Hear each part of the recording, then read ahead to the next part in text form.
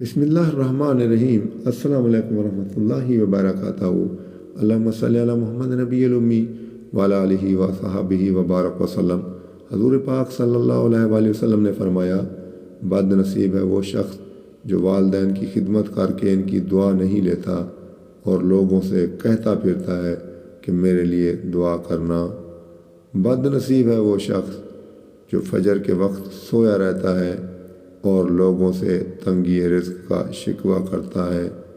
بد نصیب ہے وہ شخص جو نماز عشاء نہیں پڑھتا اور دعاؤں میں پرسکون نیند تلاش کرتا ہے۔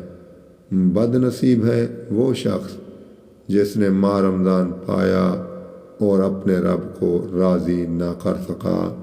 اور آپ صلی اللہ علیہ وآلہ وسلم نے یہ بھی فرمایا، جس نے میری ایک حدیث سنی اور دوسروں تک پہنچائی، قیامت کے روز اس کے لیے میری شفاعت واجب ہو گئی۔